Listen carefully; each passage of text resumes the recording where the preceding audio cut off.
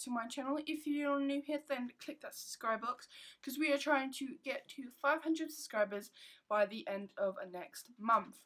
Remember to give this video a thumbs up and leave any video requests you want me to do on particular subjects like this, then do so in the comments.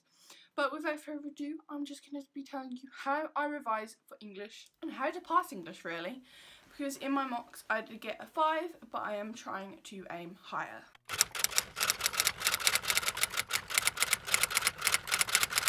My mock in July, was it? I did get a 3. So the first tip I do recommend is getting revision guides.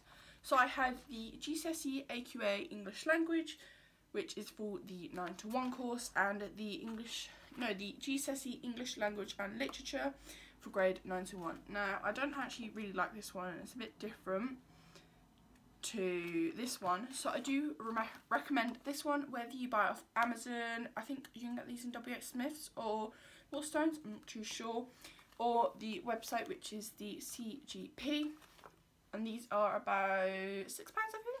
That did not work.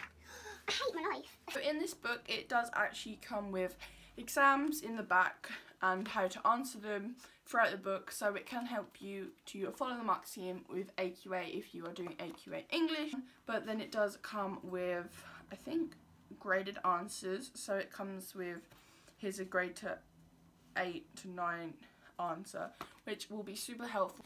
English in particular, the grade boundaries are very close together, so you can get a really good grade with, I believe this book, but also with past papers is another tip I do recommend. Now here I have a paper 1, so I have the insert and the exam paper. So just filling this out and using the mark scheme, which could be found online, or asking your teachers to mark it for you to get really good feedback will be extra helpful. Now I have recently given my teacher a paper 1. The next tip I do recommend is flashcards. Now flashcards is a bit different to English because you don't know the text you're going to get, and there's nothing to really revise for English language, but I do recommend what my school has given me is, well, they did actually give me 2 sheets which has high vocabulary on for questions 5, so paper 2 and paper 1 I can revise the key vocabulary, but I also do recommend for question 5 that you have like a storyline that you just want to follow.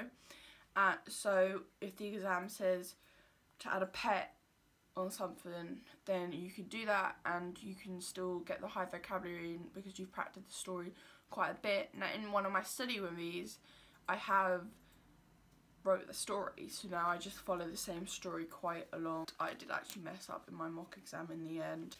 Finally, to ask your teachers for some resources, whether it's just to how to start an answer on, this is paper 1, so all the yellow is how to start it. Then my teachers gave me key vocabulary.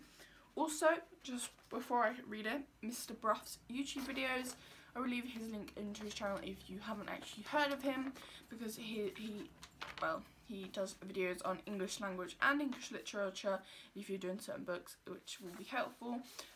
Then also I recommend creating flashcards on the language and structure techniques so you remember for the exam, because I think everyone knows it. Nobody likes the structure question. These are the tips and tricks on how to pass English language. I hope this is somewhat useful.